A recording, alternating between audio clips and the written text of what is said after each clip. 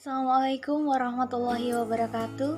Perkenalkan, nama saya Marsyifa Eri Maharani Singarimbun dengan NIM K762171 kelas C Pendidikan Ekonomi FKIP UNS angkatan 2021. Video ini saya buat untuk memenuhi tugas mata kuliah akuntansi pengantar dengan dosen pengampu Ibu Dini Oktoria SPD MPD. Selamat menyaksikan. Pada video kali ini saya akan menjelaskan mengenai salah satu karakteristik merchandising company atau perusahaan dagang, yaitu freight cost atau yang biasa disebut dengan biaya angkut atau juga bisa disebut dengan biaya pengiriman. Nah, perlu diingat bahwa dalam merchandising company kegiatannya yaitu membeli, kemudian menjual barang, bukan mengolah atau memproduksi barang, di mana nantinya barang yang dibeli akan dikirimkan oleh penjual. Nah, dalam proses pengiriman tersebut terdapat biaya angkut atau biaya pengiriman.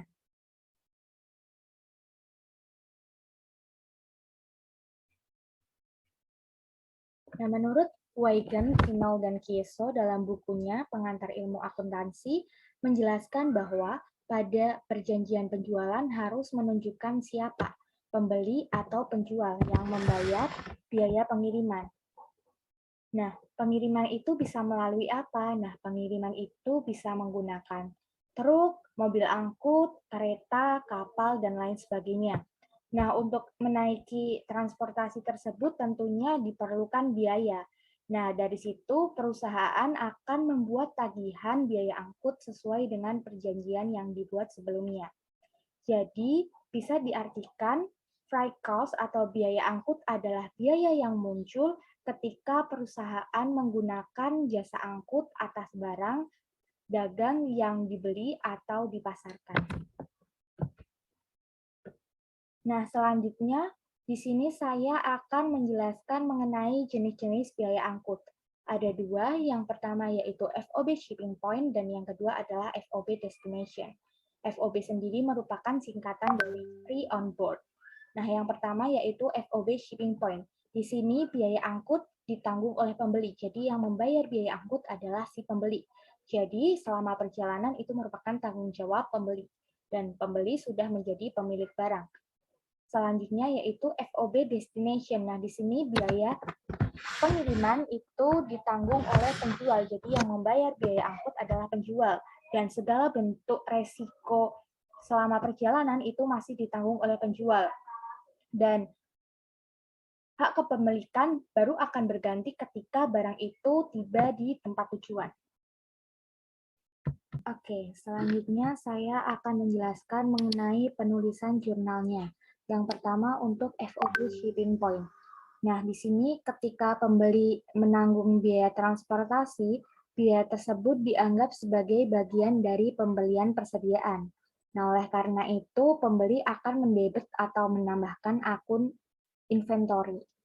Nah, di sini kita lihat pada contoh transaksi berikut. On delivery of the good on my sick Sox stereo, buyer paid Acme Freight Company $150 for freight. Nah, di sini Sox Stereo sebagai pembeli membayar biaya angkut pembelian sebesar 150 US dollar. Untuk jurnalnya, di sini ditulis pada tanggal 6 Mei, merchandise inventory di debit sebesar 150 dan cash di kredit sebesar 150. Nah, mengapa demikian? Akun yang ditulis adalah akun persediaan atau inventory. Nah, di sini karena ketika biaya pengiriman itu ditanggung oleh pemberi, itu merupakan bagian dari biaya barang yang dibelinya.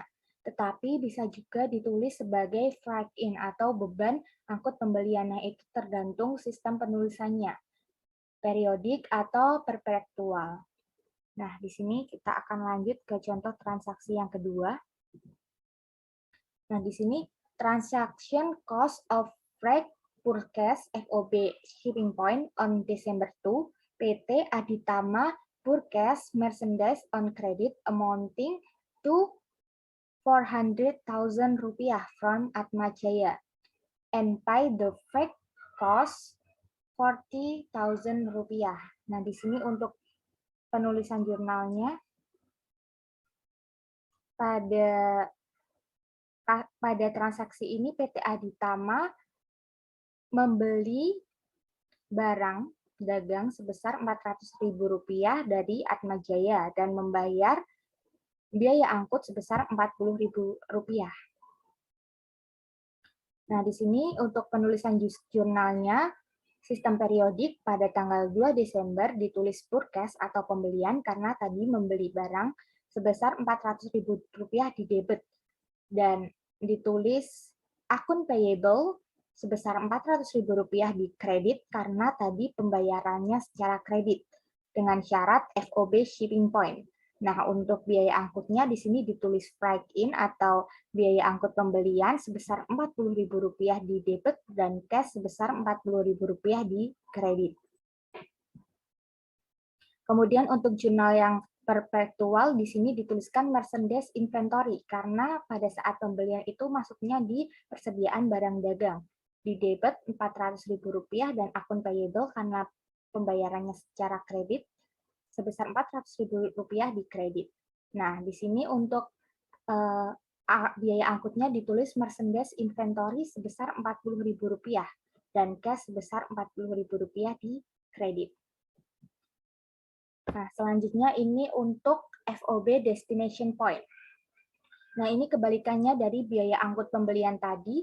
Biaya angkut penjualan atau FOB destination point ini merupakan biaya yang ditanggung oleh penjual pada barang dagangan yang keluar dan akan menjadi beban operasi bagi penjual. Dan ini merupakan contoh transaksinya. Di sini dituliskan sales freight transaction FOB destination point on December 10, PT Sarilaras sells merchandise to Freight Company in cash for Rp500.000 with transportation cost of Rp60.000.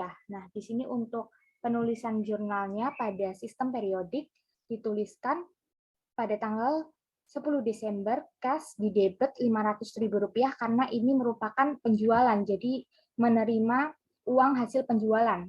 Ditulisnya cash di debit Rp500.000 dan sales penjualan di kredit Rp500.000 dengan syarat FOB destination point yang membayar adalah si penjualnya. Jadi ditulisnya adalah freight out, biaya angkut penjualan di debit Rp60.000 dan cash di kredit Rp60.000 karena cashnya berkurang untuk membayar biaya angkut tadi. Untuk perpetualnya sama, cash di debit Rp500.000 hasil dari penjualannya tadi, dan sales tadi penjualan masuk ke kredit Rp500.000 untuk biaya angkutnya freight out, biaya angkut penjualan Rp60.000 di debit dan cash Rp60.000 di kredit. Sekian video yang dapat saya sampaikan, semoga bisa bermanfaat. Kurang dan lebihnya saya mohon maaf. Wabillahi taufiq wal hidayah. Wassalamualaikum warahmatullahi wabarakatuh.